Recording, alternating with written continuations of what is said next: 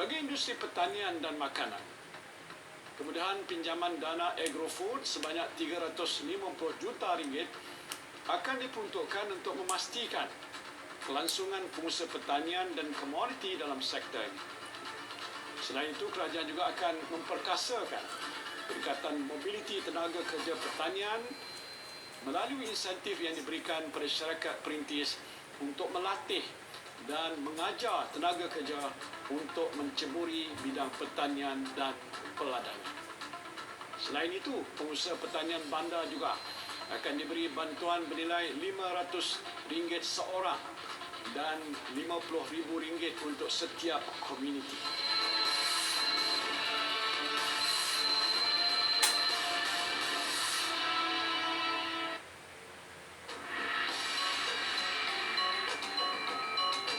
Pada hari ini dalam tahun 1967, Timbalan Perdana Menteri Yang Amat Berhormat Tun Abdul Razak Dato' Husin telah merasmikan kilang sawit pertama negara di Jerangau, Terengganu.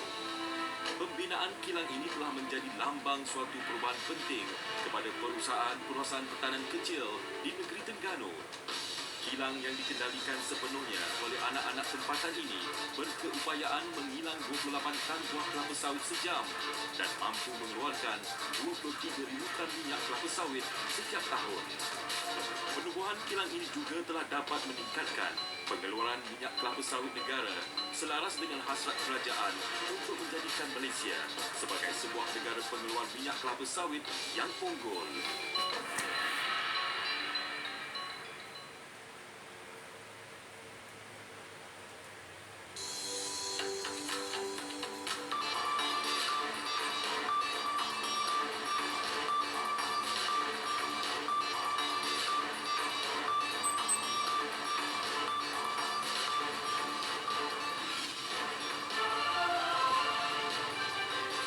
Kepada 181,000 permohonan rayuan bantuan prihatin nasional BPN dibuat mulai esok.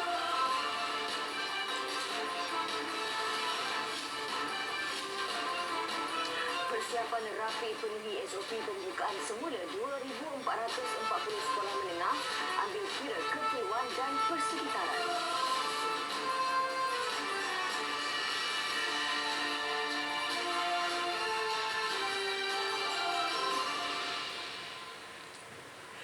Assalamualaikum, salam sejahtera. Saya Andy Reza Rohadian. Saya Atika Mamanaim. 181,000 rayuan bantuan prihatin nasional BPN yang diluluskan akan menerima bayaran berjumlah 162 juta ringgit bermula esok.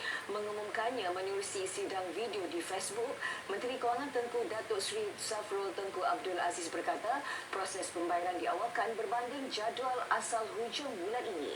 Beliau turut memberikan perkembangan terbaharu pembayaran BPN.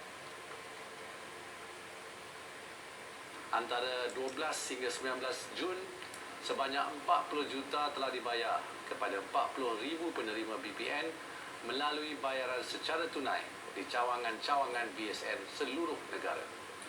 Sehingga 19 Jun, seramai 10.19 juta penerima BPN telah menerima bantuan ini yang membawa keseluruhan bayaran BPN ke 10.88 bilion ringgit, iaitu 97% tahap pelaksanaan. Menyentuh mengenai program iLestari KWSP, sehingga 19 Jun, 4.3 juta permohonan telah diluluskan melibatkan 2 bilion ringgit sebulan. Tindakan tegas akan dikenakan terhadap majikan yang tidak menyalurkan subsidi upah kepada pekerja mereka. Tengku Datuk Seri Zafrul berkata, majikan tidak sepatutnya mengambil kesempatan dan menganiaya pekerja yang benar-benar memerlukan bantuan tersebut. Pada kesempatan ini, saya ingin berkongsi bahawa kerajaan menerima maklumat bahawa ada majikan yang tidak menyampaikan subsidi upah kepada pekerja. Ini adalah pelanggaran syarat-syarat dan saya ingin mengingatkan majikan bahawa kerajaan akan mengambil tindakan terhadap majikan-majikan ini.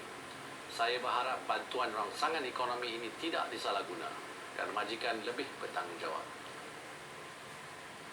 Tengku Datuk Seri Zafrul memberi peringatan itu ketika membentangkan laporan ke-10 pelaksanaan pakej rangsangan ekonomi prihatin rakyat prihatin dan pelanjana semula ekonomi negara penjana sehingga 19 Jun RM4.89 bilion bantuan subsidi upah dan subsidi upah ditambah baik telah diluluskan.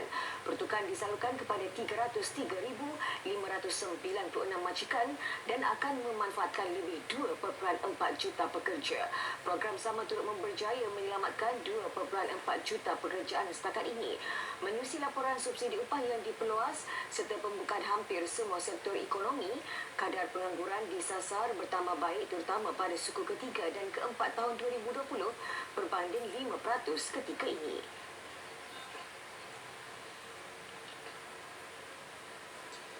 Ya, Tengku Datuk Seri Zafrul turut memberi jaminan kerajaan komited mengembalikan defisit fiskal di bawah 4% dalam tempoh 3 hingga 4 tahun akan datang. Ini bagi menangani jangkaan peningkatan defisit negara lebih tinggi pada masa hadapan berikutan pengenalan pelbagai langkah rangsangan ekonomi. Ya, defisit belanjawan Malaysia diunjurkan meningkat kepada 5.8 hingga 6%. Dan tahap hutang kita pada masa ini lebih kurang 52% mungkin akan mencecah had berkanun 55% pada akhir tahun ini. Ini adalah berikutan pelaksanaan langkah-langkah prihatin dan penjana untuk menyelamatkan nyawa dan penghidupan dan merangsang ekonomi.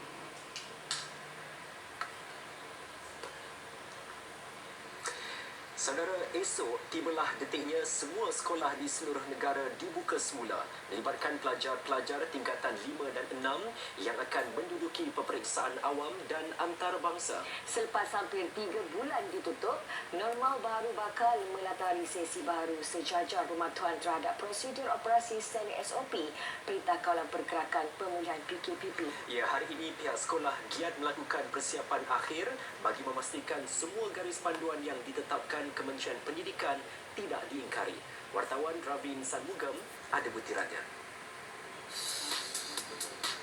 Garis panduan pengurusan pembukaan semula sekolah telah diedarkan ke sekolah-sekolah sejak 4 Jun lalu. Menteri Kanan Pendidikan Dr. Mohammad Razzi Jidin sudah menyatakan SOP dengan jelas meliputi pemeriksaan suhu badan terhadap guru dan warga sekolah selain susun atur meja dalam kelas yang mematuhi penjarakan sosial. Sekolah sememangnya bersedia untuk menerima kemasukan semula pelajar. Sesi persekolahan itu melibatkan 500,400 dan 44 pelajar.